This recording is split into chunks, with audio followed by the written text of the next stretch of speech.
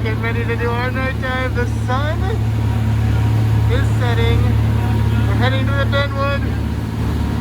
We're both excited. I know. I don't know if they'll be able to hear either, but I have a flashlight.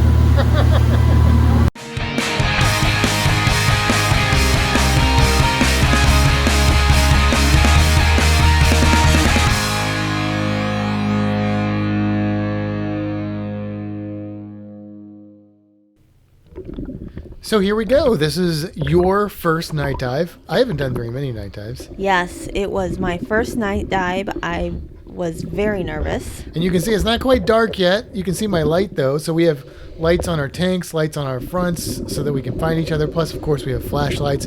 But the idea is you start when the sun is setting and then it gets dark while you're underwater, which is exactly what happened. But it got dark real fast. Very fast. Now, we were diving with Rainbow Reef, which we have a lot of good things to say, but you see those red lights there? That's our guide, swimming off in the distance. We've been in the water like less than 2 minutes. He took off without us.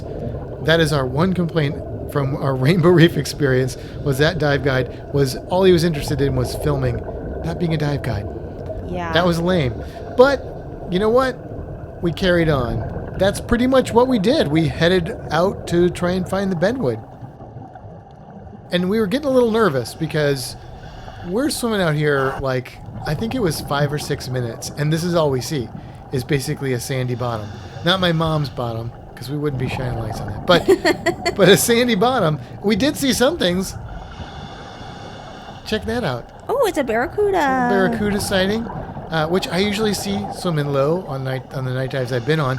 And then finally, after I said like maybe 7-8 minutes, we're like, I'm starting to think we're going to have to abort this dive because I don't know if we're swimming out in the open ocean or what's going on. Finally, we see some structure. And you can see there is another diver up ahead, but you know, we started to separate from the other divers, which was probably a good thing in the end. But here's part of the Benwood. Now, the Benwood Wreck is basically, it's a British ship. It was built in 1910 by a Norwegian company, not that Norwegian company. But anyway, it was 1942, and it was sailing from Tampa to, was it Virginia? Virginia. And it was carrying some phosphate. And, oh, look, there's part of it there. And there was rumors of German U-boats around. So they were sailing completely in the dark. There's a little Sergeant Major, a little squirrelfish.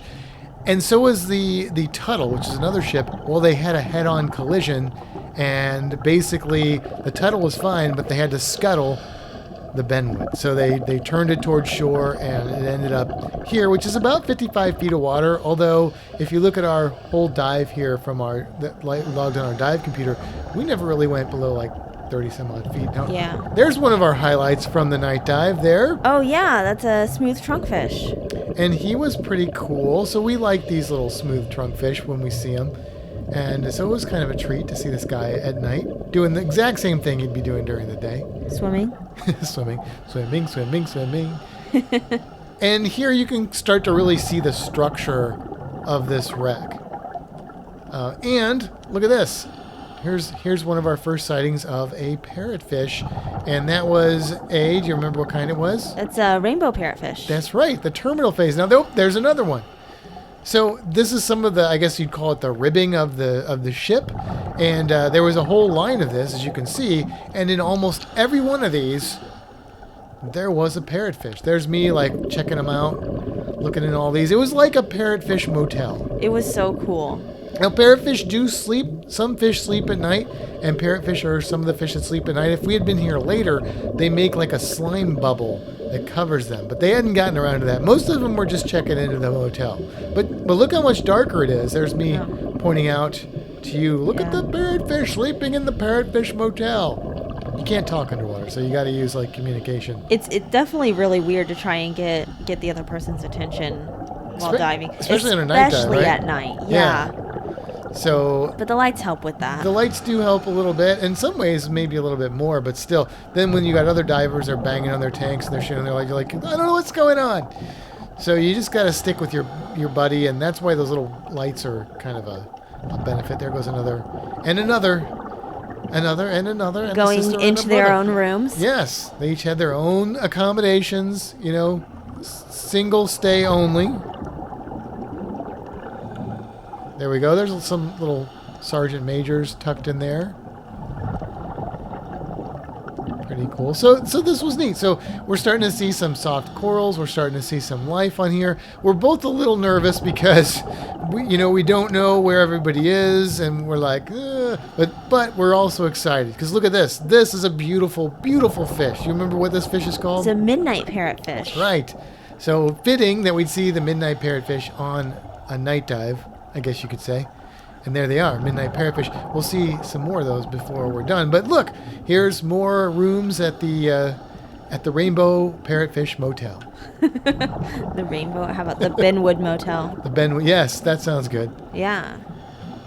Oh, the parrotfish. There's so Love many to stay of at the them. Benwood. So many parrotfish. And these guys are big. So are the midnights. That's one of the things that I noticed on this wreck is that we saw these big parrotfish species. So these are quite a bit bigger than like the stoplights that I'm used to seeing and some of the other parrotfish species I'm used to seeing. And I think it's more of the species is a little bit bigger, but also these are like the big ones here.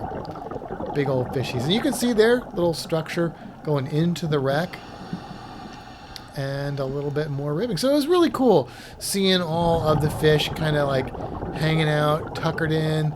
It was pretty cool. Pretty neat experience. Sergeant Major. And you see that little parrotfish tucked in there? Tucked all in. He wanted you to read him a bedtime story. We saw some other cool creatures on this night dive besides parrotfish, right? Yes, like this one right here. It's a lobster. Kind of hard to spot, but if you look sort of in the lower center of the screen, you can see this Caribbean spiny lobster. And that's a normal thing to see on night dives are lobsters, although I think this is the only one that we really It's the only one. saw. And you Yeah. actually forgot that we saw him. I did when we were editing the video. You're like, we saw that spiny lobster. I'm like, no, we didn't. No, we didn't. But we saw some cooler stuff here. This is your footage, right? Yes, so there it is. It's a turtle. It's a turtle. So the one thing that I said when going on this trip was, I hope I see a turtle. And there's me trying to get your attention. Yeah, because I was looking at the parrotfish, and this isn't completely in the order that it happened, but I was looking at parrotfish, or starting to, and then you're like, look over here, oh my gosh, and I look over and Kimbra's like freaking out. So I went over to see what the deal Freaking out was. underwater is not ideal. No, but it was a good freaking out. And then there is this is a green sea turtle. It's probably, the whole dive was cool, but definitely the highlight of this dive. Because we ended up seeing more sea turtles, but this was your first sea turtle, correct? Yes. Yeah. Yes. And we had already done 4 dives. So you were starting to lose faith that you were going to see a sea turtle.